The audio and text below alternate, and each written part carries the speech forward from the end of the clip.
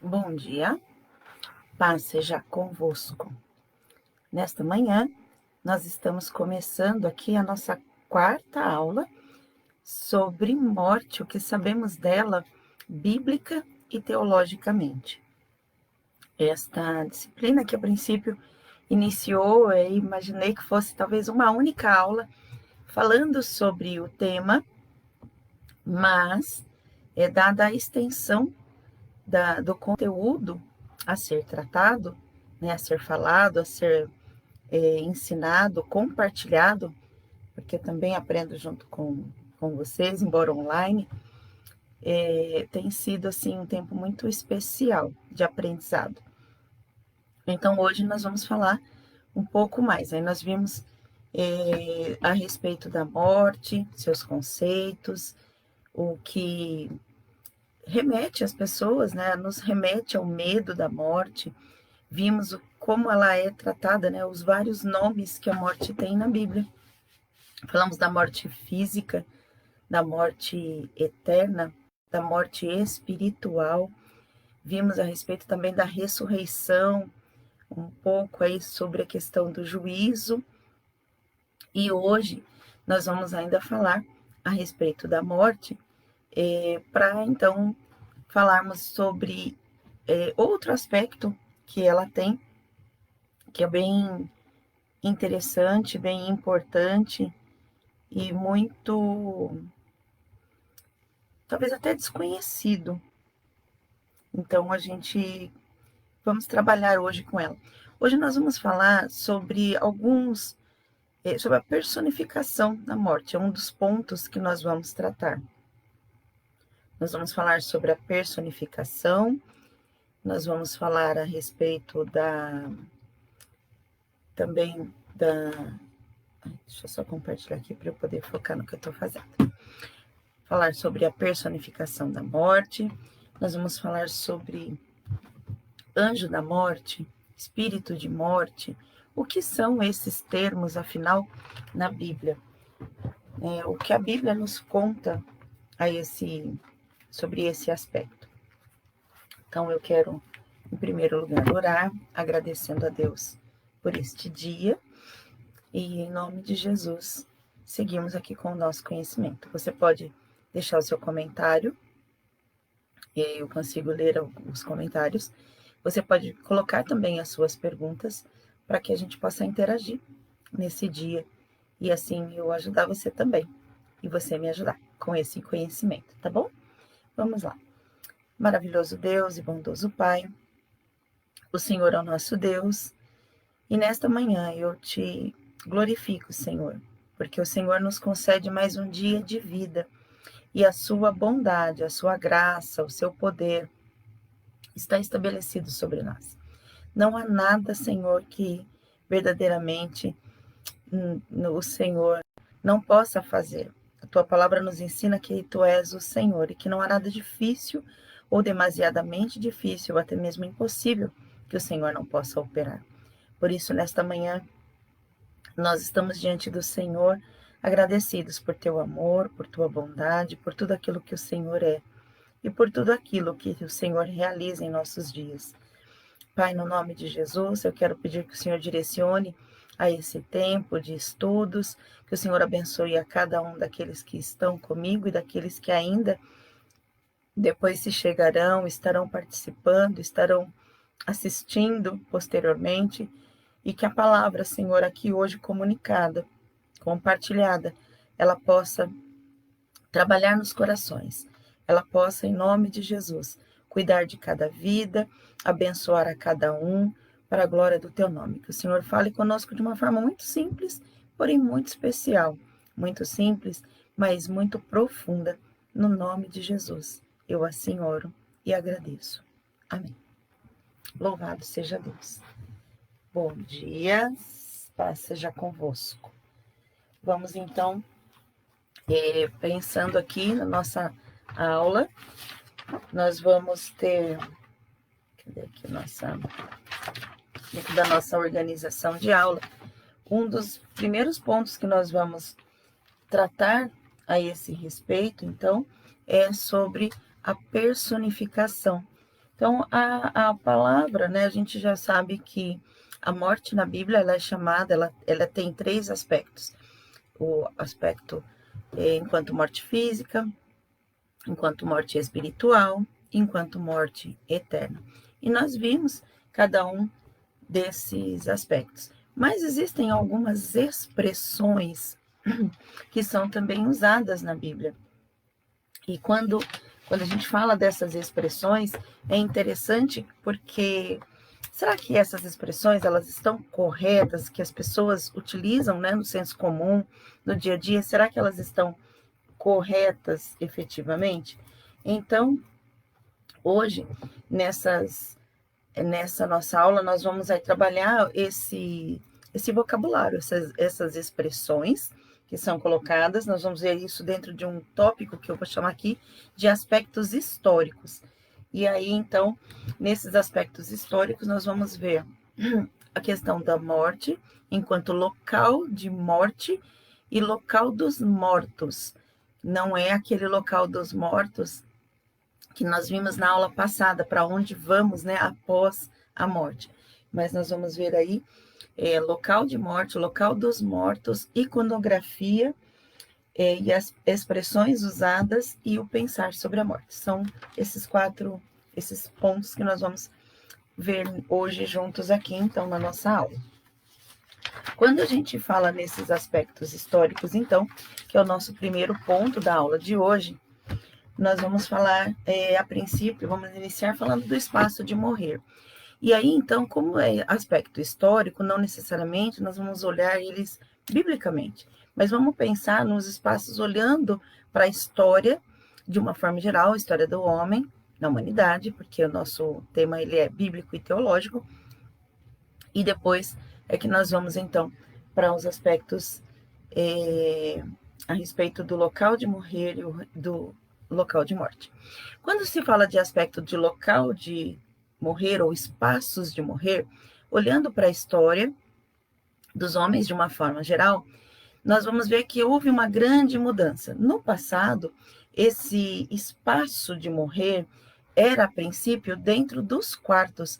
Quando uma pessoa adoecia, e vamos pensar também que, vamos lembrar que a estimativa de vida das pessoas eram bem menores do que nos dias de hoje. Lembra, na primeira aula, nós falamos que a tecnologia, a ciência, ela tem trabalhado para que o homem viva mais, e com isso, um dos fatores que ela traz é o medo do morrer. Então, lá no passado, principalmente, as pessoas, quando ficavam doentes, e não sabiam como tratar, não sabiam como cuidar, elas eram levadas, elas ficavam adoecidas dentro dos seus quartos. Bom dia, Tânia, paz seja contigo. Que bom ter a sua companhia nesta manhã. Vamos juntas aqui que nós vamos ver muitas coisas legais. Então, quando a gente fala desse espaço de morrer, nós vamos ter que as pessoas eram no passado levadas ali para o quarto e elas ficavam ali moribundas, né? Ficavam esperando a morte. Só que tem um detalhe que é muito interessante, que nesse espaço de morrer, que era o quarto, as pessoas ficavam ali na sua cama, mas eles tinham companhia, a companhia da sua família, dos seus familiares, dos seus amigos que iam lá, que os visitavam. Esse era o tempo também em que um pai ou uma mãe, enfim, abençoavam os seus filhos. Então, a gente tem, inclusive, exemplos bíblicos, né? Onde o Jacó, o Esaú, por exemplo, ele trouxe para próximo de si os seus filhos ali e abençoou os seus filhos, deu a bênção aos seus filhos. E ao longo da história, depois nós vamos ver no caso de Jacó, por exemplo, os seus filhos formarem as 12 tribos, segundo a designação que Deus havia dado para eles. Mas no passado, então, as pessoas eram levadas para o quarto, elas ficavam lá moribundas. Uma outra coisa que acontecia era que o clero, né, estava presente. Então, a igreja, na presença ali, muitas vezes representado pelo padre, ele ia até a casa do doente, do enfermo, e ele orava. E ele rezava, e ele aplicava, né, o que era chamada extrema unção. Era não, ainda é, chamada de extrema unção. E é muito interessante que ainda hoje muitas pessoas, principalmente as que têm uma vivência católica, principalmente, que conhecem um pouco dessa história do passado, elas têm medo hoje quando vai um pastor, vai uma pessoa orar e ungir, se a pessoa, o enfermo está doente, que nós fazemos de acordo com o que está escrito lá em Tiago, as pessoas têm medo. Assim, eu mesma já vivi essa experiência de orar por uma pessoa para ir lá abençoá-la, ungí-la, e a pessoa ter medo, entendendo que aquilo, né, uma pessoa, principalmente as de mais idade, acreditando ali ainda com os resquícios de religiosidade dentro do catolicismo, principalmente, tem medo de ser ungido. Fala assim, ela veio aplicar a extrema unção. E tem quem não sabe, tem cristãos ou pessoas que nem conhecem a fé cristã, não conhecem a aplicabilidade da palavra nesse aspecto, e que acham mesmo que quando vai ali um pastor, enfim, um servo do Senhor orar e unge ao enfermo, conforme está lá em Tiago, é para extrema unção. É interessante isso, né? Mas o espaço de morrer era dentro dos quartos. As pessoas morriam nos quartos, eram acolhidas ali pelos seus familiares, pelos seus amigos e pela religião, de forma que eles fossem, tivessem ali a companhia, o cuidado e esse acolhimento nesse momento de separação dos seus, né? Mas nos tempos de hoje, em especial agora, em relação à pandemia, as pessoas vão para os hospitais e elas ali ficam quando estão na iminência de morrer, muitas vezes quando os cuidados são apenas paliativos, por exemplo, elas ficam nos hospitais, elas não voltam para casa para se separarem dos seus, para se despedirem dos seus, para darem a bênção aos seus. É tudo muito diferente, até uma questão higiênica, inclusive, mas elas são levadas e elas permanecem nos hospitais. O local de morrer já não é mais em casa há muito tempo. E nesses tempos agora de Covid, o distanciamento, por conta, né, do isolamento, muitas famílias sequer têm a oportunidade de despedir-se dos seus, né? Inclusive, até mesmo para fazer ali a parte do ofício fúnebre, isso é muito diferente. Então, é bem diferente como acontece. Bom dia, paz, Rô, Deus abençoe. Então, é bem diferente esse processo. Então, os espaços de morrer ganharam outras configurações, não seguem o mesmo, né? Então, é bem interessante isso. E quando a gente olha para Tiago vai nos ensinar ali a respeito de orar sobre o enfermo, e a palavra de Deus diz que a oração da fé salvará o doente, né? Os presbíteros o ungirão ele com o óleo. Se houver pecados, serão perdoados. Olha aí a questão da separação, do rompimento, né, com Deus, que é essa separação. Se houver pecados, ser-lhe-ão perdoados. A salvação, a oração da fé salvará o doente. Então há uma questão aí que muitas vezes pensa-se só na questão da cura física, e não é. A aplicabilidade é para a questão espiritual, né? A questão espiritual, porque a oração da fé salvará o doente, vai conduzi-lo de volta para a comunhão com Deus, porque haverá um perdão, haverão reconciliações.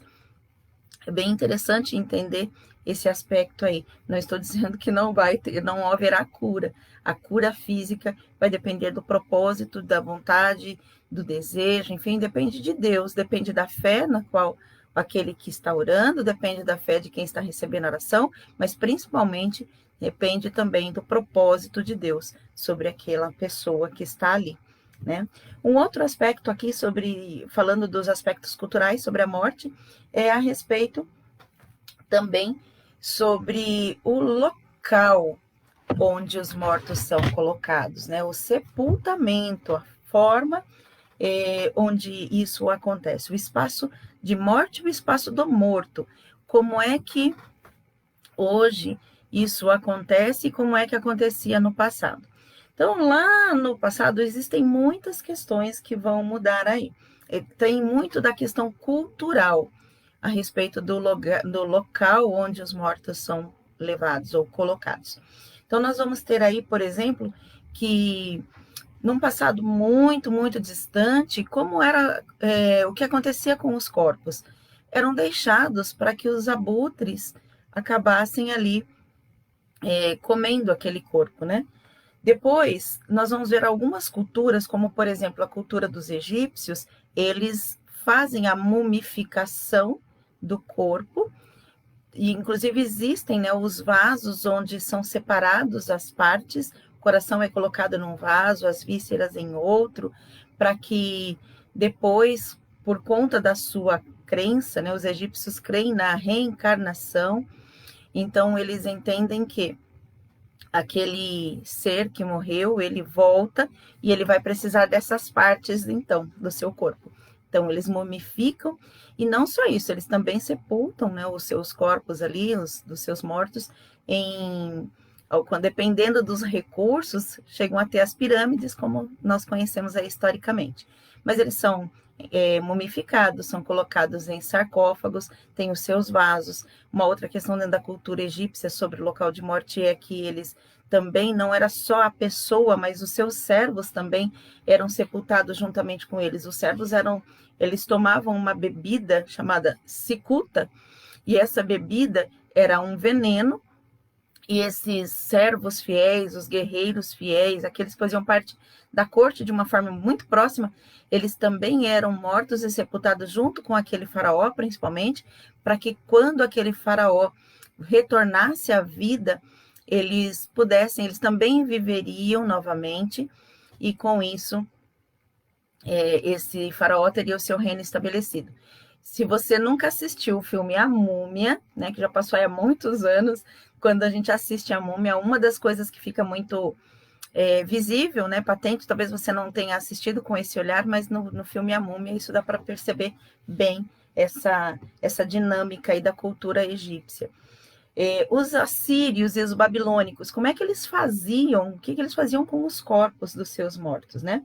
Eles colocavam em pequenos jazigos, eles construíam, não como uma pirâmide, mas eles construíam uma capelinha, vamos dizer assim, construíam uma lápide e colocavam ali os seus mortos. Só que eram feitos com argila, não tinha ligação entre um tijolo, era uma coisa muito precária, e eles faziam ali aquele amontoado, vamos dizer assim, de tijolinhos, colocava ali dentro o corpo e fechava.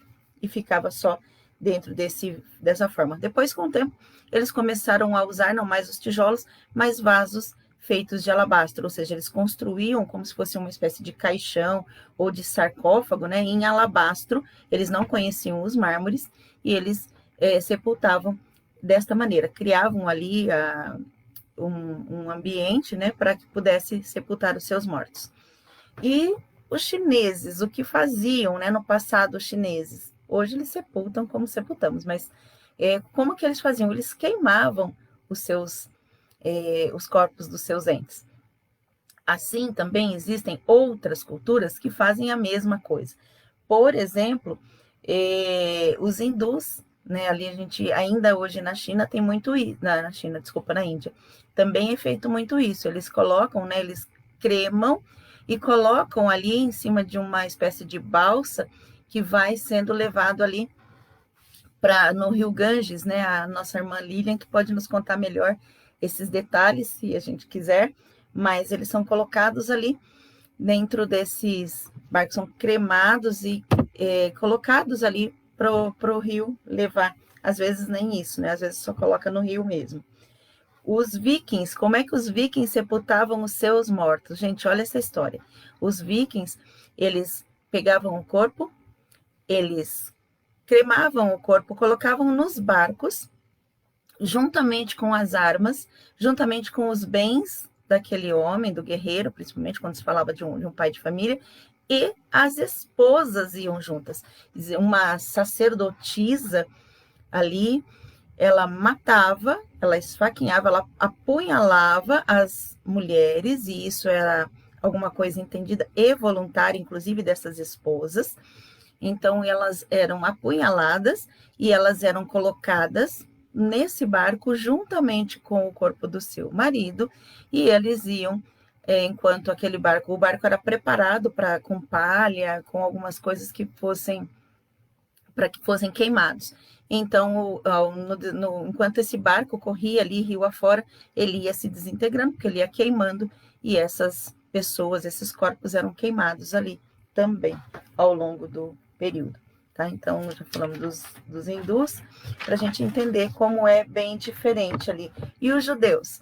Os judeus, eles faziam isso em cavernas. A gente vê, por exemplo, a questão ali de Abraão, de Jacó, de Isaac, existiam locais que eram da família, como a caverna de Macpela, e ali eram colocados os seus entes. Né? A gente vê na morte de Jesus, que foi, por exemplo, o José de Arimateia, que pediu o corpo e levou para uma capela, para uma gruta, né? um local para o sepultamento, que ainda nem havia sido usado. Ele havia adquirido aquele campo, adquirido aquela capela, aquela caverna, aquela gruta, e ali ele foi sepultado. Tá? E aí, mais tarde, isso foi mudado, eles passaram a ter o que é chamado de cemitérios hoje, e nós vamos falar um pouquinho aqui, porque nós vamos falar da cultura europeia a esse respeito. Então, quando eles colocavam os mortos ali hoje, né, e ainda funciona assim, agora eles sepultam, só que tem um detalhe, eles colocam as pessoas, né, os corpos são colocados em caixões, esses caixões têm o contato direto com a terra, só pode uma pessoa por jazigo, e esse, até para que aconteça mais fácil ou mais rapidamente, né, esse dissolver do corpo. E o detalhe é que sobre a lápide eles colocam uma pedra. Todo ano, uma vez ao ano, no aniversário da morte, vamos dizer assim, eles vão lá e colocam uma pedra sobre aquela sepultura. Então, se você visita um jazigo de um judeu, por exemplo, as pedras vão significar quanto tempo faz que aquela pessoa está ali sepultada. Então, é uma pedra para cada ano, né? E é um ato comemorativo do falecimento, uma forma de entender sobre isso. Um outro detalhe importante nessa questão aí é que o campo o local onde o sepultamento de um judeu é feito é exclusivamente para ele. Então, vamos pegar aqui o exemplo do cemitério bem pertinho aqui de casa, que é o cemitério Parque das Acácias. Eles têm uma área do cemitério que é exclusivamente para sepultamento de pessoas que professam a fé no judaísmo. Então, é uma tratativa, eles têm uma exclusividade para essa ação, tá bom? Então, e uma coisa também interessante a respeito do sepultamento dos judeus é que eles não aceitam a cremação do corpo de forma alguma, tá?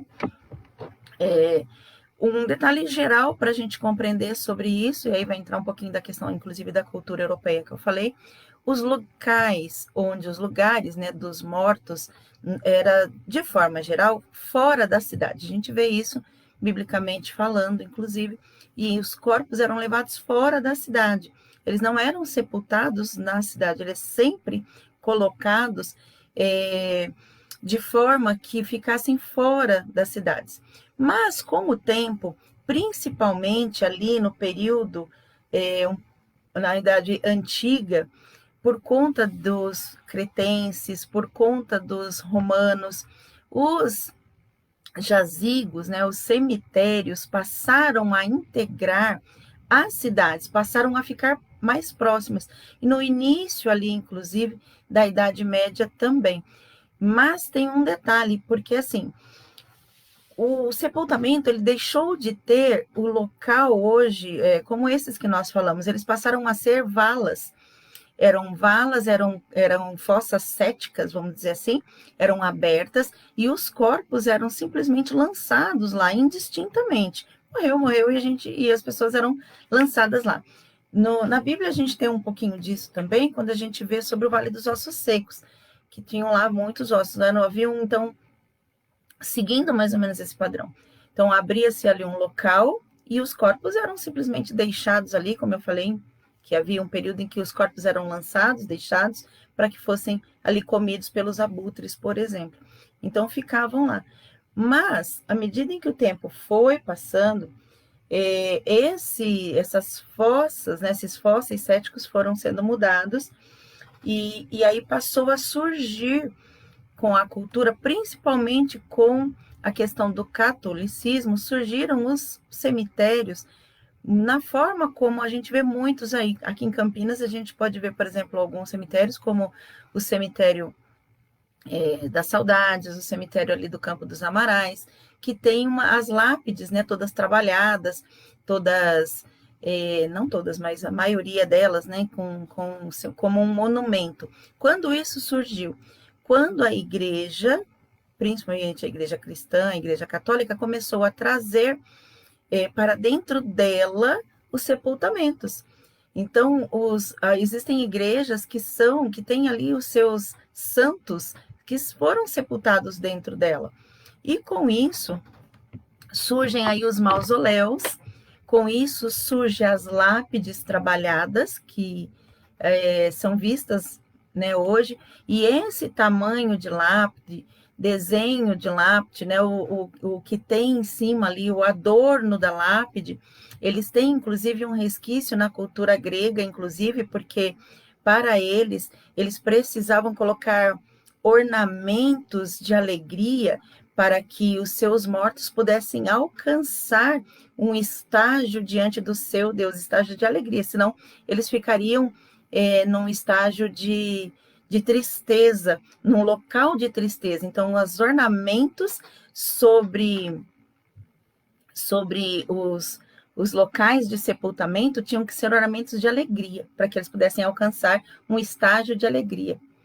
E aí, com isso, eu vou te responder, Tânia, daqui a pouquinho sobre isso. Um cristão pode ser cremado? Opa, será que pode? Será que não pode? Né? Tem aí alguma coisa em relação a impedimento? Como é que fica no dia da ressurreição, né? Existe uma pergunta sobre isso. Como é que fica em relação à ressurreição? Então, quando a gente vê esse histórico começando, e quando a gente vai, eu não sei se você já teve essa observação, quando vou muitas vezes em um cemitério, né, e nesse último ano, eu estive muito, infelizmente, em vários deles para fazer os ofícios fúnebres, e a gente faz essa observação, a gente vai em alguns e eles têm uma forma completamente diferente, né? Um layout diferente. Então, a gente tem uma comparação, se pega, por exemplo, o cemitério Parque das Acácias e o cemitério das Saudades, são muito diferentes na sua forma, né? O seu lugar, o Parque das Acácias, o Flamboyant, o Aleias, eles parecem ali um jardim, diferente de outros que tem esse outro aspecto. Mas existia um outro fator sobre esse local, é que à medida também que esses cemitérios foram surgindo, e essa ideia de que precisava haver alegria, porque senão os seus mortos não alcançariam um estágio de um lugar bom e feliz nos céus, eles foram trazendo paulatinamente para essa dinâmica, para esse aspecto, a questão de ter alegria dentro dos seus ritos de sepultamento. Então, os cemitérios tinham no passado danças, músicas, tinham comércios, tinham ali, vamos dizer assim, refeições, banquetes que eram servidos, e com isso existia ali quase que um descaso, um morto, né? O estar ali reunidos passava a ser mais uma estratégia de reunião do que propriamente dito por um sentimento, né? Por alguém que havia estado ali, que está se despedindo, que é uma despedida, né? E aí, ali no ano de 1231, deixa eu só checar se é essa mesma idade, se eu não estou errando, isso mesmo, no concílio que aconteceu ali em 1231, a Igreja Católica, portanto, ali, eles proibiram as músicas, proibiram as festas junto aos sepultamentos. E com isso, né, foi mudado um pouco dessa dinâmica, e por isso, muitas vezes, é até aquela questão do silêncio absoluto, ou quase absoluto, no local de sepultamento. Então, depois, com o tempo, isso foi mudando um pouquinho. Hoje, onde a gente tem os ofícios fúnebres, da maneira como a gente encontra ali, tá bom? Então, os espaços, outro detalhe importante é que quando esses mausoléus, os cemitérios foram sendo trazidos para dentro das cidades e foram depois modificados, hoje nós vamos ter que os cemitérios voltaram para as periferias da cidade. Em Campinas é um pouco diferente, porque Campinas foi crescendo, né? E não podemos falar só de Campinas, como São Paulo, Rio de Janeiro, Rio Grande do Sul e outras, né, ali em Caxias, Porto Alegre. A gente vai ver que os cemitérios, a princípio, eles ficavam nos locais periféricos, mas à medida em que a cidade cresceu, os cemitérios não foram removidos do meio da cidade, e eles permanecem no centro da cidade ou muito próximo do centro. Mas outros locais para sepultamento são criados de maneira que eles vão sendo colocados ali nas periferias da cidade, que eles são colocados ali. E as arquiteturas, né, são outro ponto aqui que eu anotei, as arquiteturas nos cemitérios, elas vão de acordo com o padrão cultural, elas revelam muito a respeito da família. Vocês sabiam disso? Quando a gente vai andando ali pelos cemitérios, a gente vai descobrindo sobre as arquiteturas das lápides, o tipo de família que era, se era uma família que tinha recursos ou não tinha. A outra coisa é que muitas vezes a família, uma família conhecida, tinha recursos, poderia ter feito um túmulo, vamos dizer assim, uma lápide de uma outra maneira, talvez mais bonita, porém aquela pessoa, ela de alguma forma, ela não tinha um bom relacionamento com a família, então a sepultura dela, ela é menor em aspecto, né, em beleza, em produção. Então, existe essa questão, quando existe uma das disciplinas, né, dentro da arquitetura, não estudei arquitetura, fica aqui essa informação, mas meu pai estudou, e a gente já conversou sobre esse assunto no passado, e as pessoas falam, né, e ali nessa disciplina, é visto sobre a arquitetura, como era essa questão aí produzida. Então, a gente viu aqui um pouquinho sobre local de morrer, como mudou a dinâmica daquele acolhimento dentro da casa para os hospitais e o cuidado ali, a presença da família e hoje o distanciamento total da família, ou quase total da família nesse processo. Os locais, como variaram, né, variam ao longo da cultura, sobre o local onde o morto e a forma como esse sepultamento é feito. Vamos falar então agora de imagens iconográficas a respeito da morte, que é sobre as imagens que falam dela, né? Quando a gente fala em morte, ou imagens que muitas vezes são aplicadas, são usadas para mostrar a morte. Uma das imagens, a mais conhecida, a mais clássica sobre a morte, é a caveira. A caveira, muitas vezes, ela também é usada para simbolizar o perigo, o veneno e a morte. Então, o que acontece com essa imagem, a figura da morte? A caveira, ao longo do tempo, ela foi aí ganhando essa conotação.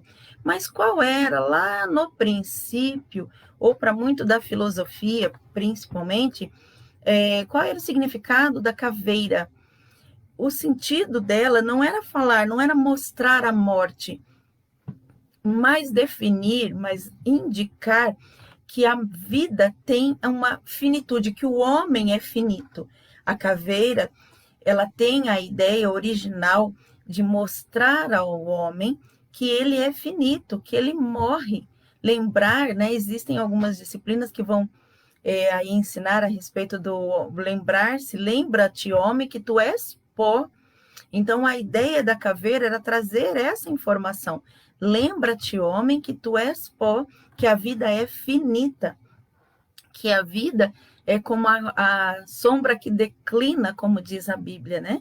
Ela é passageira, ela é rápida.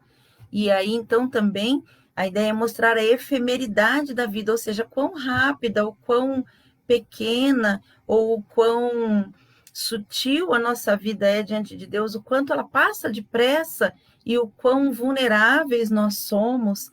Então, é nesse sentido, mostrar aí a finitude, é um lembrete para lembrarmos da finitude da vida, mostrar também que existe uma transitoriedade na vida, tá? Essa é uma das imagens ou da iconografia, né, dos desenhos. E de uma forma geral, hoje, quando vai se falar em morte, ela é representada através de uma caveira com um capuz e uma foice na mão, né?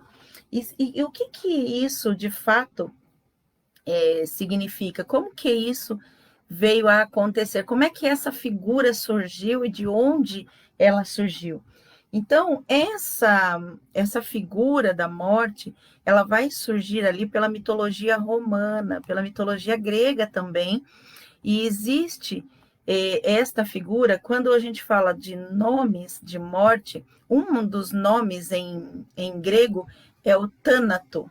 E o Tânato é uma personagem da mitologia grega que vai simbolizar a morte. Ele é simbolizado, às vezes, através de um homem velho e barbudo, e às vezes ele também é mostrado dentro da mitologia grega através de um jovem com asas, um jovem alado.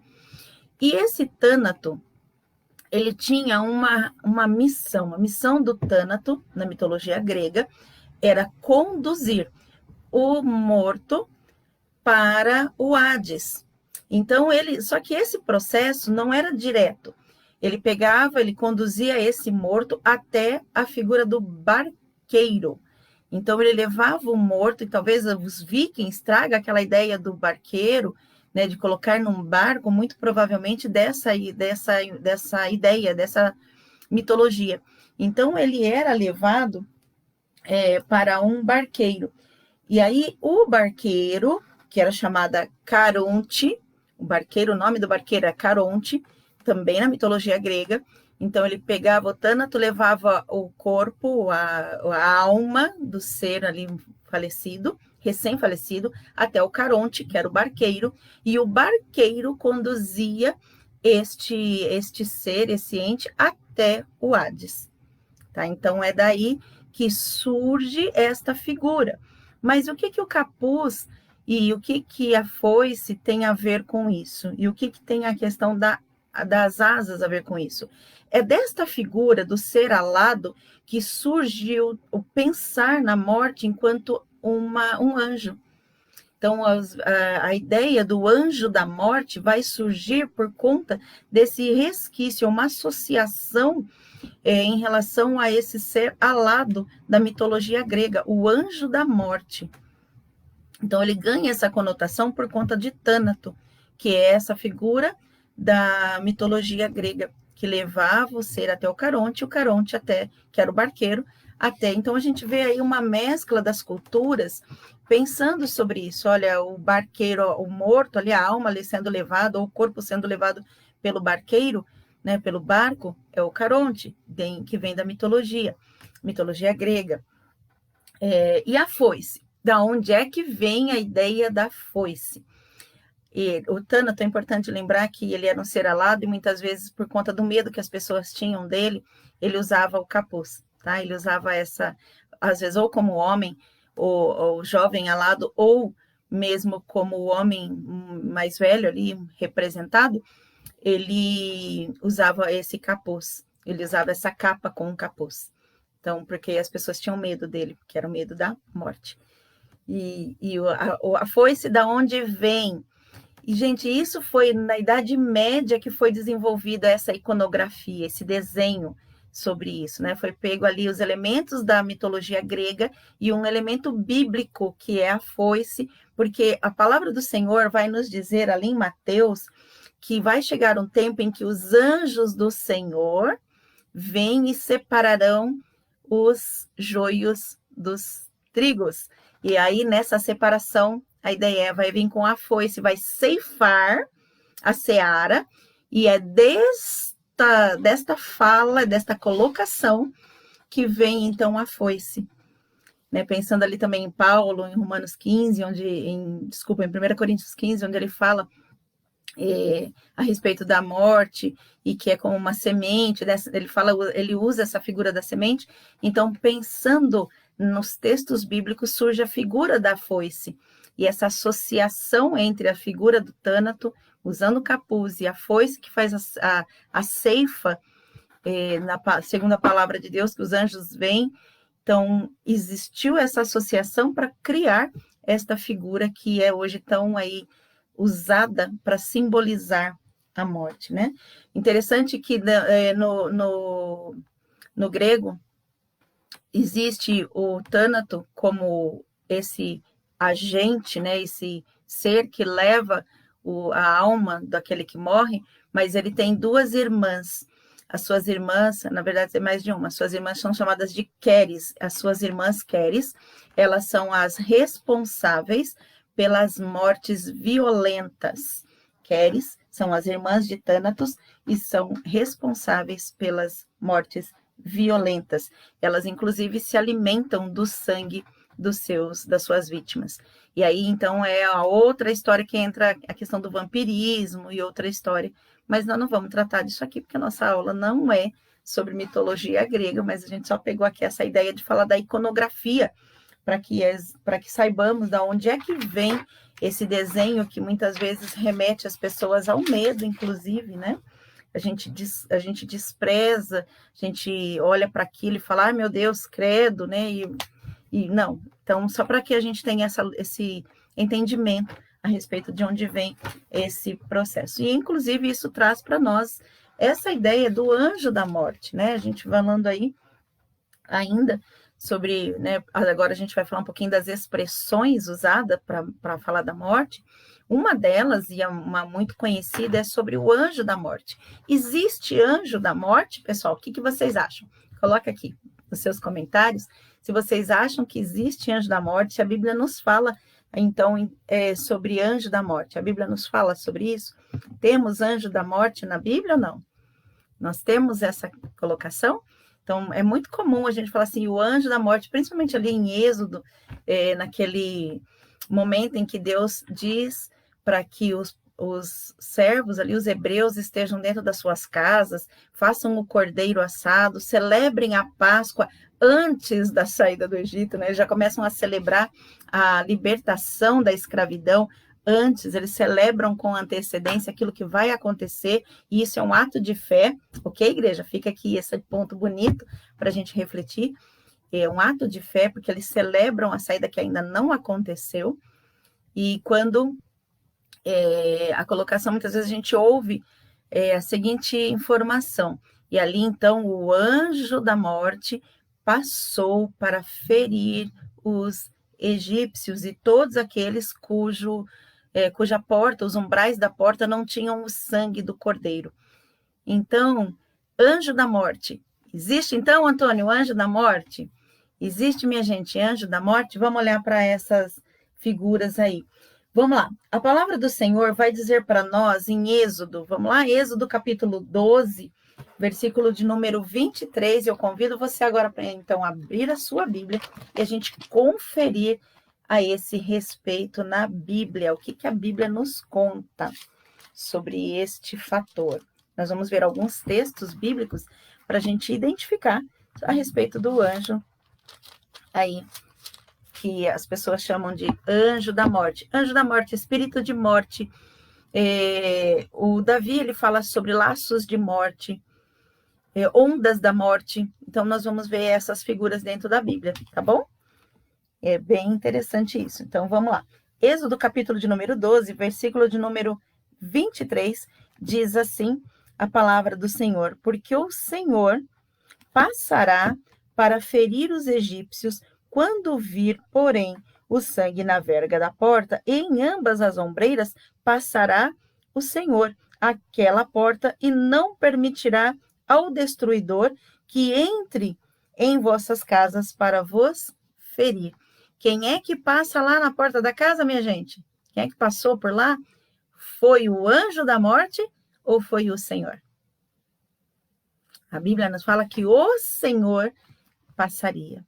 Não fala que o anjo da morte, existe o anjo da morte. A Bíblia fala para nós que é o Senhor. Versículo 29, vamos juntos lá. E aconteceu que à meia-noite feriu o Senhor todos os primogênitos da terra do Egito, desde o primogênito de Faraó, que se assentava no seu trono, até o primogênito do cativo, que estava na enxovia, e todos os primogênitos dos animais. Então, quem foi que passou ali? Foi o anjo ou foi o próprio Deus? Então, o texto aqui, ele nos fala muito claro, o Senhor. o Senhor passou. Foi o Senhor quem passou, foi o Senhor quem feriu. Não foi um anjo da morte que passou ali. Vamos lá em Hebreus, capítulo 11, versículo 28. Vamos juntos aqui. Sua Bíblia está aí? Está com a sua Bíblia em mãos? Vamos acompanhar. Hebreus, capítulo de número 11.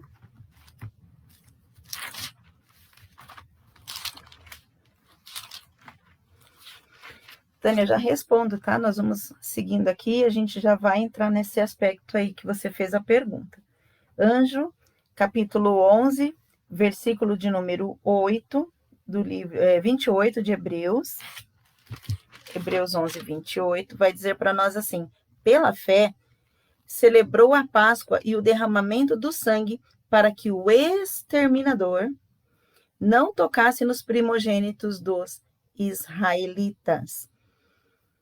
Então, aqui, o texto vai falar de um exterminador, assim como o texto que nós lemos lá em Êxodo, ele fala do destruidor. É uma figura, destruidor ou exterminador, mas ele não fala do anjo da morte. Nós vamos ver sobre o que é esse exterminador ou esse destruidor que a palavra nos fala aqui. Vamos lá em 2 Samuel agora. 2 Samuel, capítulo de número 24. 2 Samuel, capítulo 24, versículos 15 até o 17. Vamos achar aqui. Reis também é uma mensagem que nós vamos ler. 2 Samuel, capítulo de número 24. Aleluias.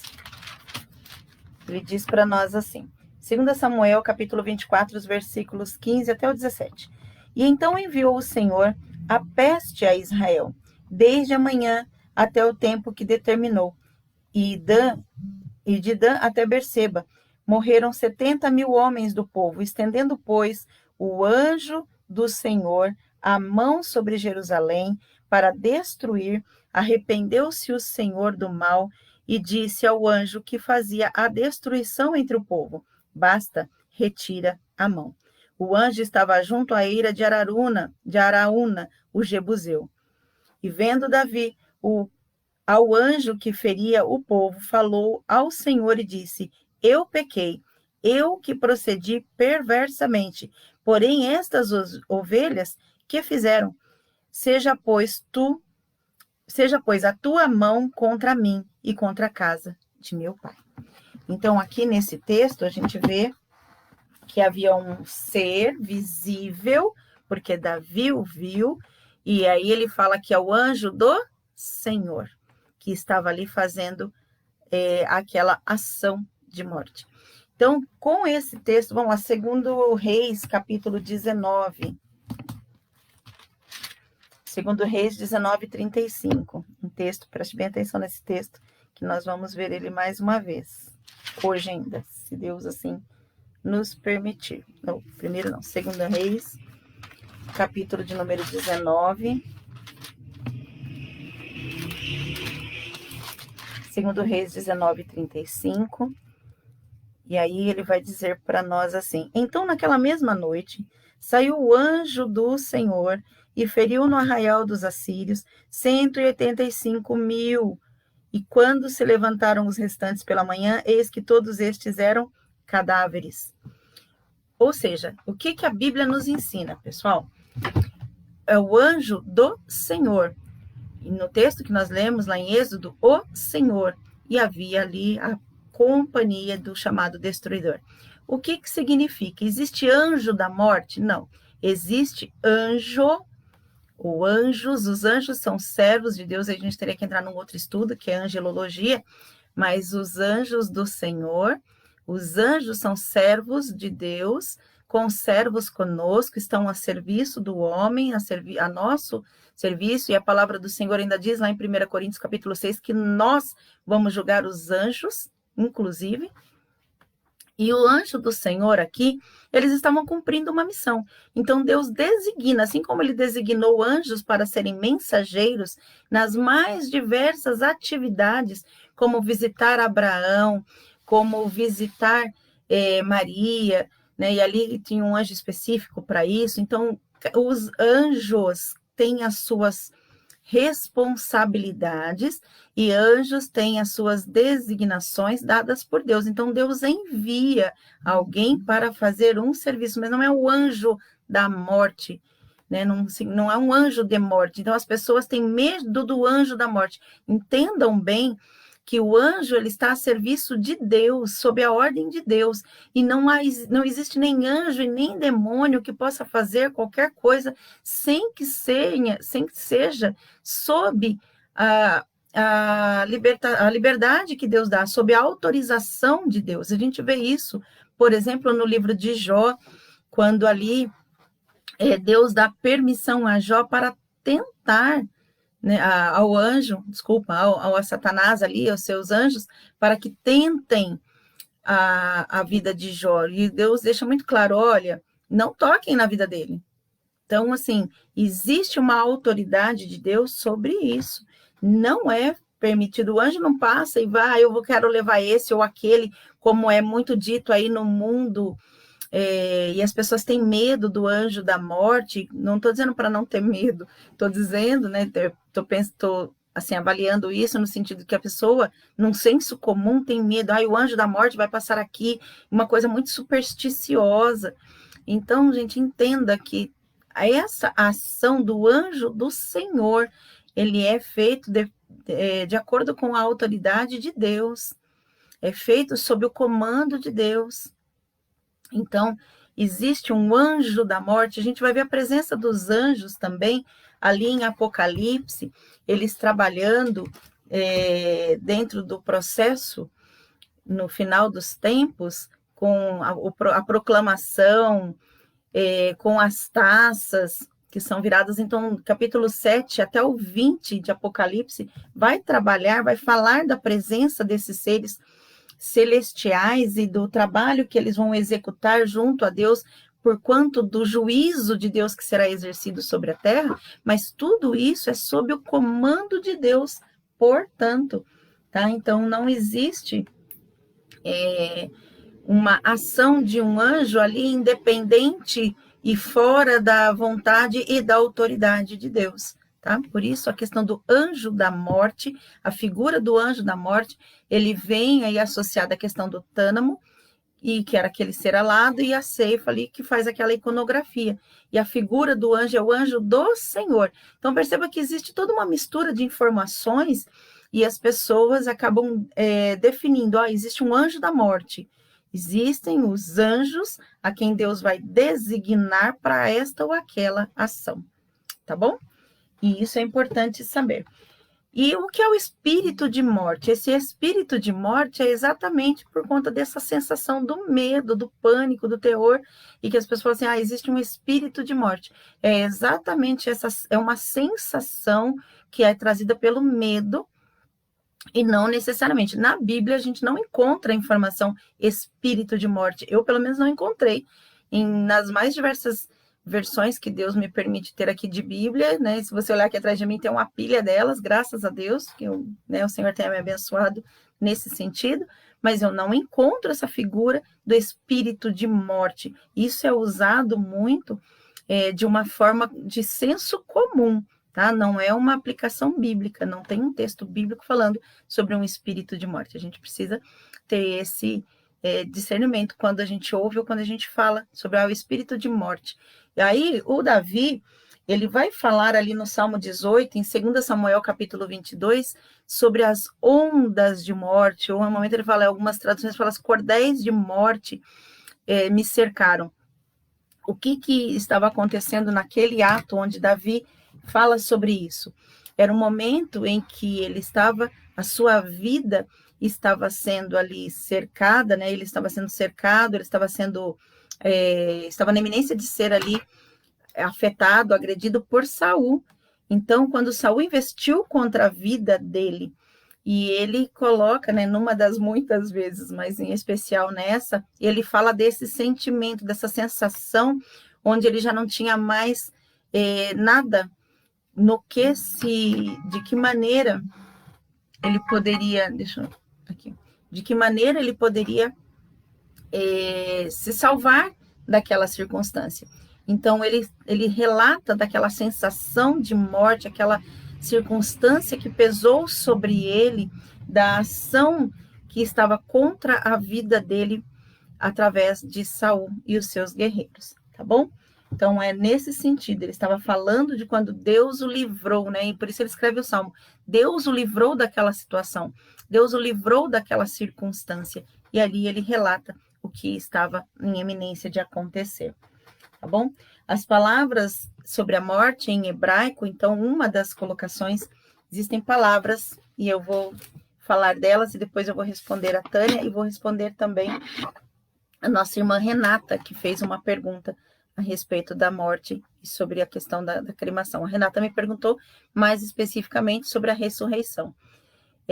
Existem palavras no grego e também no hebraico a respeito da morte. Então, no hebraico, nós vamos ter 3 palavras que vai tratar a respeito da morte. Quais são? Uma das palavras, ela se escreve Hag. Hag. Não é bem essa a pronúncia, mas eu não sei a pronúncia hebraica exatamente. Mas como é que se escreve? H, A com um tio, R-A-G, que significa matar e morrer, ou morrer, matar ou morrer. E ela é usada no Antigo Testamento cerca de 170 vezes. Esta palavra, ela aparece ali no Antigo Testamento como um ato de tirar a vida de forma violenta, de forma pessoal, desumana, que no grego ela é equivalente àquela queres que nós falamos, né? Aquelas irmãs ali de Tânamo.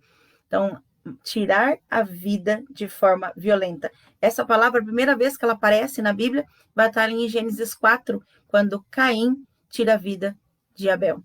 Então, é a palavra Anhag, né? Seria, se a gente fosse falar na nossa pronúncia do português.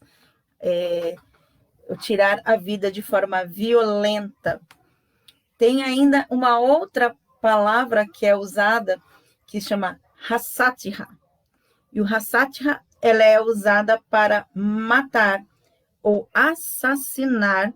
E aí, então, ela é usada lá no 6º mandamento, onde Deus fala, não matarás, né? Então, não farás isso. Primeira palavra ali, ela é usada para a morte violenta, para a morte premeditada, né? Não matarás, aquela premeditação da morte. Matar ou assassinar, nessa outra palavra, que é hanhatza, ela aparece 40 vezes no Pentateuco, e ela é usada nos atos legais, ou seja, em que momento esta palavra ela é aplicada? Ela é usada somente enquanto o código penal, ela é usada no Código Penal ali do Antigo Testamento, na Torá. Então, ela vai seguir ali, ou a lei de Deus que incluía o regulamento de não matar, não matarás, a respeito de não tirar a vida, você não tem essa incumbência. Então, ele usa lá o hanhatza para falar sobre a morte, ainda que não se deve matar, não se deve premeditar, mas ele é usado dentro do compêndio de leis a esse respeito, né? Diferente do primeiro, que é usado para falar da morte especificamente, da morte premeditada, como foi no caso de Caim e outras tantas aí. E existe ainda uma Shamhatza, que é a outra colocação, que é S-H-A com tio, H-A-T.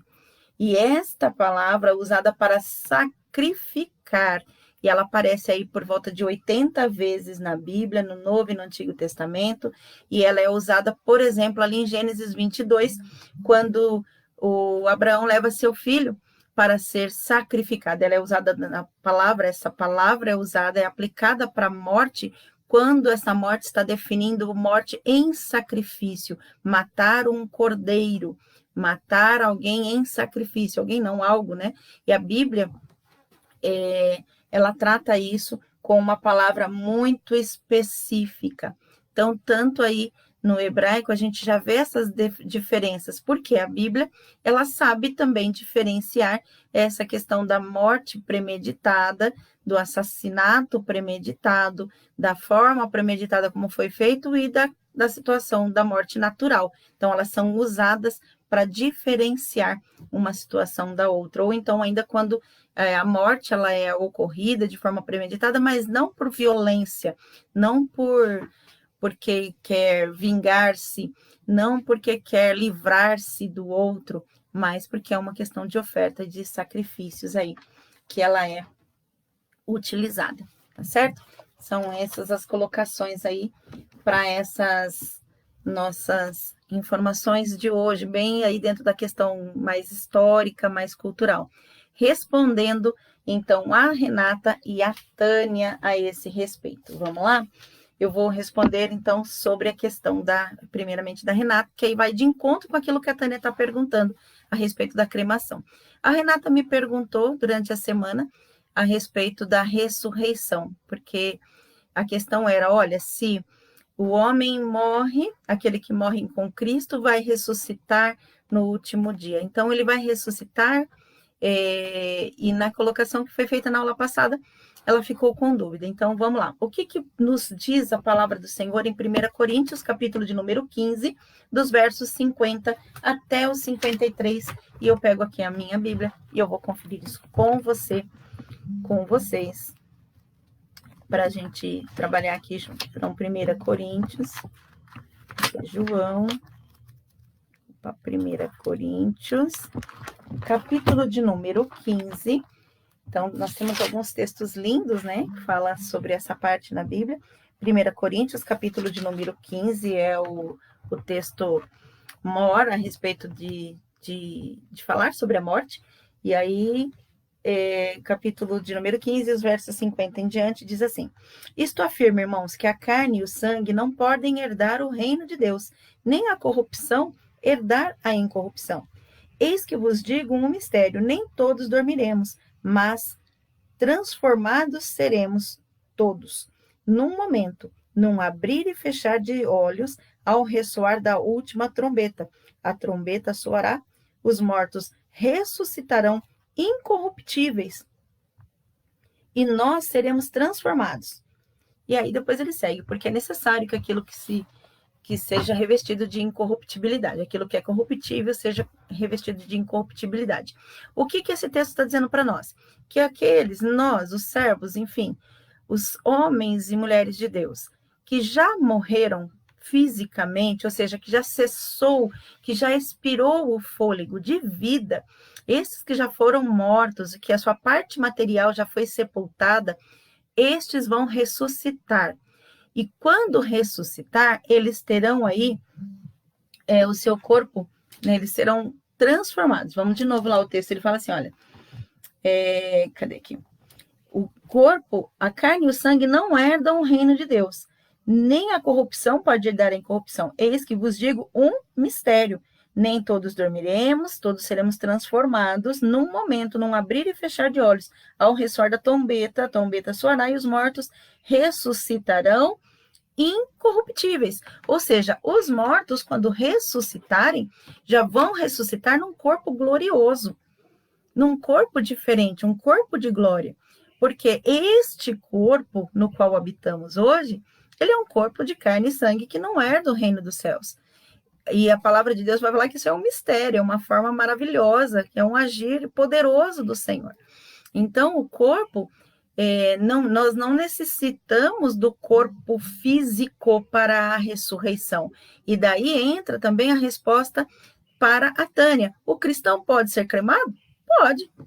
Não há problema em não ser cremado, porque ele não precisa da parte material. Quando o cristão, o servo de Deus, ressuscitar, nós vamos ressuscitar para que estejamos completos diante de Deus de uma forma gloriosa. Quando a gente olha para o Evangelho, ali no Evangelho de Marcos, no Evangelho de Mateus e também no Evangelho de João, a palavra do Senhor vai nos ensinar que Jesus, quando ele é ressurreto, ele tem um corpo glorificado, um corpo que tem matéria, mas uma matéria diferente dessa, uma matéria que atravessa paredes, uma matéria que pode ser palpada, tocada, uma matéria que se alimentou, que conversou, né? Assim a gente vê ali Jesus, passagem linda que eu amo ali de Lucas 24, onde ele vai falando com os discípulos no caminho de Emaús, e eu gosto muito dessa passagem, principalmente, né, abrindo parênteses aqui na nossa aula, quando aqueles homens diz assim, não vos ardia no coração enquanto ele falava, seu coração não ardia enquanto ele falava. Ai, gente, como isso é lindo, como é maravilhoso a gente ter esse insight, né, o Senhor falando e o nosso coração ali ardendo com a sua palavra. E Jesus ali prega o evangelho começando ali por Moisés, começando pela Torá, traz toda uma pregação que a Bíblia não nos conta, e verdadeiramente vai chegar um dia que nós vamos receber essa mensagem completa ali do próprio Cristo, né? Delícia. Embora nós já tenhamos crido, nós já recebemos a palavra, ela está registrada. Mas é uma delícia, né? Uma coisa maravilhosa. Então, voltando aqui. Pode ser cremado? Pode, porque o corpo físico não será usado para a ressurreição, né? Para aqueles que já morreram, que já tiveram a separação da matéria, né? A parte material da material. Então, quando eles ressurgirem, vão ressurgir já num corpo glorificado. E esse corpo glorificado é o que vai estar diante do Senhor para receber ali o galardão, é o que vai participar das bodas, é o que vai estar ali com o Senhor. E os vivos, na vinda de Jesus, quando a igreja for arrebatada, os que estão vivos, né, aqueles que estiverem no corpo físico ainda também vai. O texto ele segue dizendo sobre isso. Os mortos ressuscitarão incorruptíveis e nós seremos transformados. Ou seja, aquele que está vivo vai ser, assim, o seu corpo material aqui, ele vai ser transformado. O corpo material vai ser modificado. Então, é onde muitos servos vão desaparecer. Onde a igreja vai desaparecer, onde é que está aquele povo barulhento, né, que a gente ouve aí, né, em alguns louvores, ou seja, o povo vai desaparecer, o corpo vai ser diferente, vai ser transformado. Então, não há problema em relação aos mortos, naqueles que foram cremados, até porque, vamos pensar, gente, o corpo foi desfeito, a matéria foi desfeita, ossos que se quebraram, corpos, né, que a carne, o músculo, sangue, enfim, nada mais existe. E o corpo que nós vamos receber será perfeito, incorruptível, e vai viver numa outra esfera, num outro lugar, né, numa outra ação, num outro momento. Então, assim, não há que se preocupar com essa questão material, porque o texto nos é claro para dizer que a carne e o sangue não herdam o reino de Deus, tá bom? E aí a gente segue a palavra do Senhor, vai falar ali em Filipenses, né, que o nosso corpo de humilhação será transformado para ser igual ao corpo da sua glória, segundo a eficácia do seu poder, que ele tem sobre todas as coisas, ele, Jesus. Ou seja, Filipenses capítulo 3, versículos 20 ao 21, vai falar que nosso corpo, aqueles que estão vivos vão ter um corpo semelhante, né, vai ser transformado à semelhança do que aconteceu com Cristo, conforme nós citamos aqui do Evangelho, né, onde o Evangelho Lucas, capítulo 24, do 36 em diante, vai trazer isso de uma forma muito, muito clara, muito interessante, mas muito bonita e clara para nós, tá bom? E o que vai acontecer nessa mudança? A nossa identidade é preservada. Nossa identidade é preservada, nossa personalidade é preservada. O que é modificado, isso é modificado agora, desde agora, é o nosso caráter. O nosso caráter é modificado quando nós não tínhamos Cristo. Cristo veio e trouxe para nós valores que são inegociáveis, irrefutáveis, imutáveis, e então isso mudou o nosso caráter. Por isso a Bíblia fala assim, aquele que está em Cristo, nova criatura é. Então mudou todas as coisas no nosso caráter, mas a nossa personalidade, o nosso jeitinho e o nosso jeitão, isso não vai ser transformado, tá? Isso vai seguir a nossa identidade, a nossa personalidade. Só o caráter que é mudado. E aí eu quero fazer uma outra informação, um outro caráter aqui, que eu falei na semana passada, inclusive na aula, quando Jesus ressuscitou, ali em Mateus 27, fala que Jesus ressuscitou e com eles alguns santos. E aí eu até falei sobre isso. A palavra ressuscitou, usada para a ressurreição de Jesus, é anastasis. E a palavra usada para os santos é egeirô. São palavras diferentes. Anastasis, a palavra da ressurreição em corpo de glória. Egeirô é no próprio corpo. Então, são diferentes. Era uma situação temporária. Aqueles homens ressuscitaram de uma outra maneira. Tá? Embora alguns teólogos defendam que eles também ressuscitaram em corpo de glória para testificar e testemunhar que mortos ressuscitarão conforme a palavra do Senhor. Tá? Mas isso é uma tese teológica e, portanto, não há que se comprovar.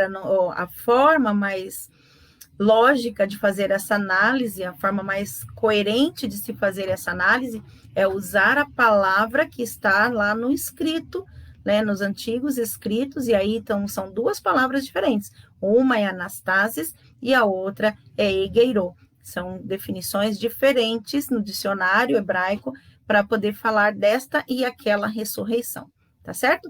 Importante, falando sobre morte, falar de vida eterna, saber que a vida eterna, que a palavra do Senhor nos fala, a vida eterna é esta, que conheçam a Ti, o único Deus e o Filho a quem Tu enviaste, é dizer para nós que a vida eterna, e é muito importante sobre isso a gente entender que a vida eterna, ela não é, e assim a morte também é eterna, embora nesse momento as pessoas que não têm Cristo, eles estão vivendo a morte espiritual, mas a vida eterna e a morte eterna, elas não acontecem simplesmente quando expira-se, né? Quando o último suspiro é dado, quando fecha-se os nossos olhos, ou quando há separação da parte física e da parte material e imaterial.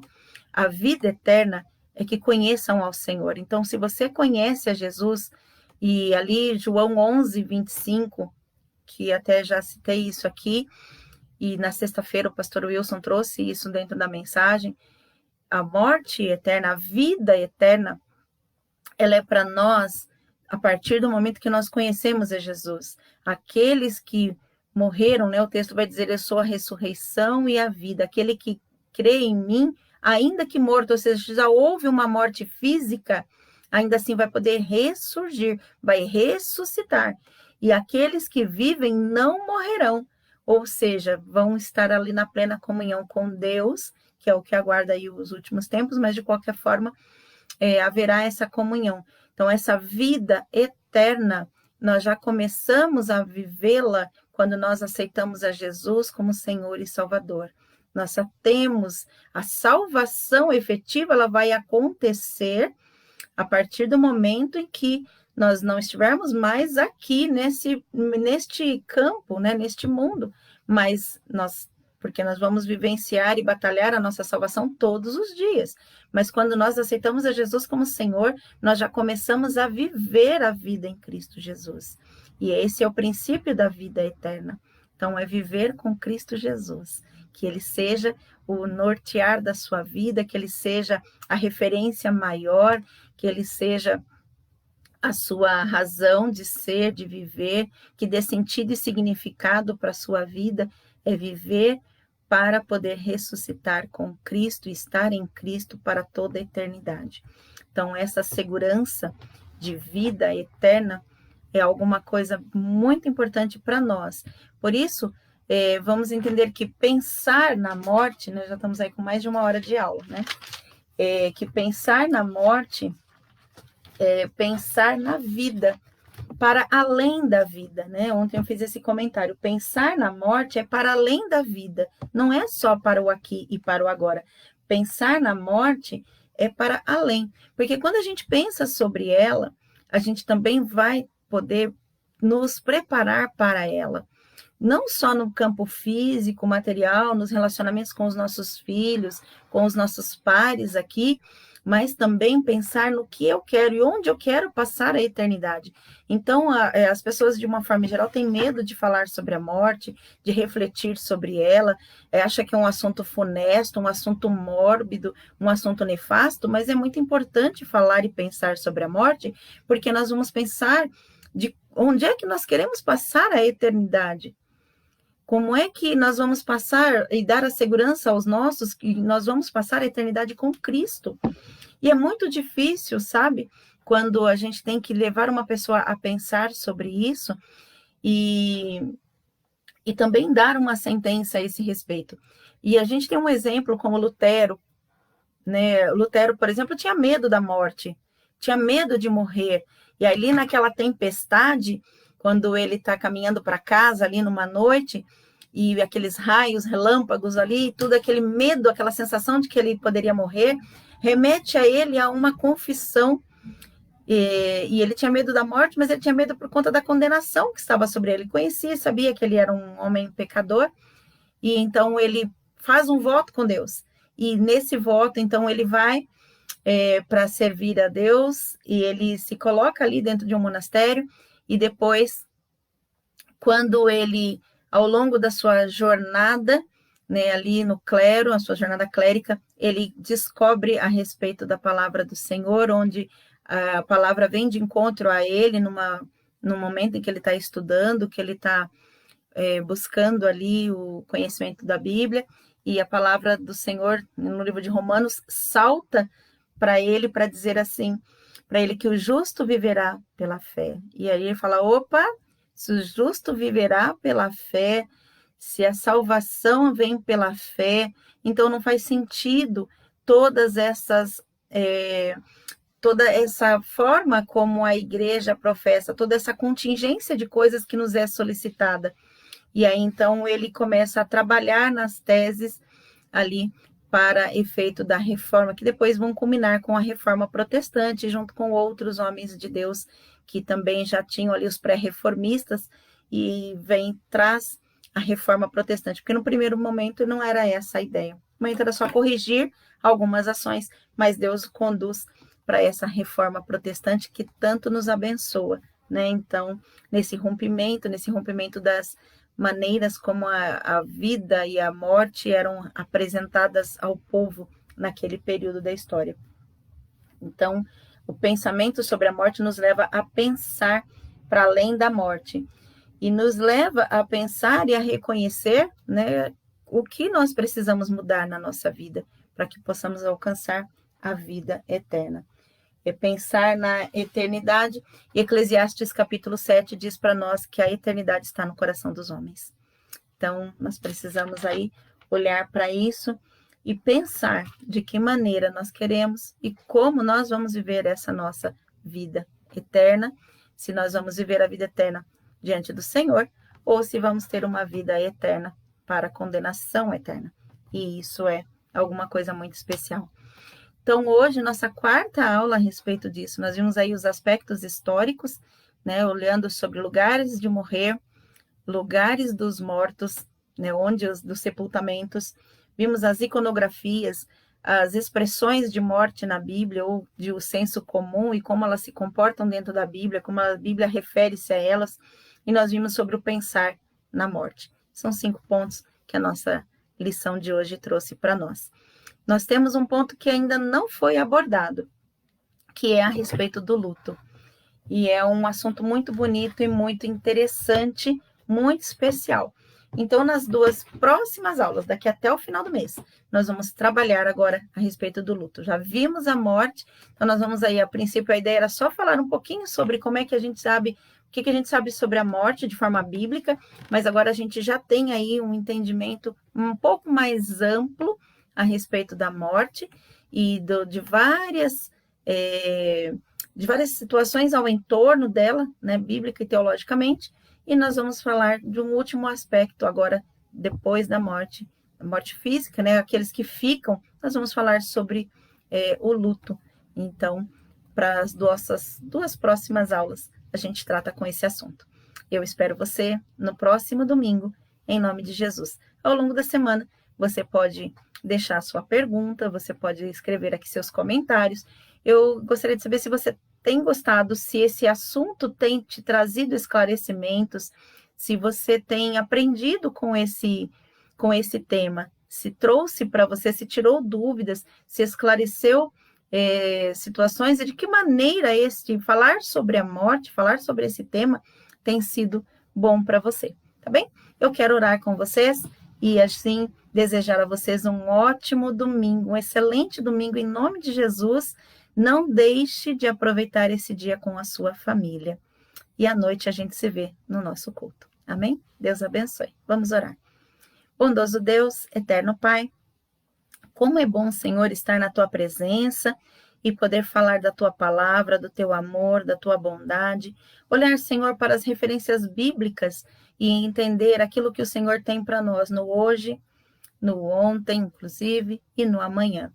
Vermos, Senhor, que o Senhor não mudou, que os seus princípios são eternos, que eles não mudam, que eles são verdadeiros, são fiéis e são reais. Que o Senhor não é um Deus que muda de opinião, que o Senhor não é um Deus que age de maneira emocional, que age impulsivamente, intempestivamente, que o Senhor não age segundo as nossas ações, não revida segundo os nossos pensares, segundo os nossos atos, mas o seu amor é eterno, é maravilhoso e também misericordioso, e que tem, Senhor, a história do ontem, do hoje e do amanhã sob o seu controle, sob o seu domínio. Por isso, Deus, nós podemos descansar nos princípios que a Tua palavra nos dá, porque elas nos garante, Senhor, uma vida eterna com o Senhor, nos garante uma vida eterna através de Cristo, único e suficiente caminho. Pai querido, nesta manhã, mais uma vez, eu me alegro na Tua presença e te agradeço por este dia. Agradeço pela vida de cada irmão, de cada irmã que pôde participar e daqueles que ainda estarão assistindo. Quero também, Senhor, em nome de Jesus, pedir ao Senhor que abençoe aqueles que estão enfermos, aqueles que estão doentes, aqueles que estão, Senhor, nessa hora, buscando por um fôlego de vida, Senhor. Em nome de Jesus, que o Senhor, na sua grandeza, na sua misericórdia, que o Senhor possa estender as suas mãos para resgatar, que o Senhor possa soprar fôlego de vida mais uma vez e conceder, Senhor, a graça de continuarem a jornada, a caminhada para a glória e o louvor do teu nome, e assim vivenciar as mudanças, as modificações que são possíveis dentro da tua vontade, do teu querer e da tua palavra. Pai, em nome de Jesus, que o teu amor e a tua bondade, que o teu filho Davi um dia escreveu, nos sigam para todos os dias da nossa vivência. Senhor, em nome de Jesus, quero te pedir ainda sobre o consolo, a consolação do alto céus, a consolação do teu Espírito, Senhor, sobre cada vida, sobre cada pessoa que nesse momento está vivendo, Senhor, o tempo do luto, da separação de alguém querido, de alguém que ama, de um ente, Senhor, amado. Pai, seja ele um parente, seja um amigo. Senhor, em nome de Jesus, abençoa as famílias enlutadas. Cuida, Senhor, delas, que o teu Espírito Santo Consolador possa não somente visitá-las, mas estar ali cuidando, tratando, Senhor, destes corações, dando, Senhor, graça para que possam continuar a jornada de fé por amor do teu nome. É no nome de Jesus, Pai, que eu assim oro e também te agradeço. Amém. Louvado seja Deus. Queridos, Deus abençoe. No nome de Jesus e um ótimo domingo e até mais tarde no nosso culto. Fiquem com Deus.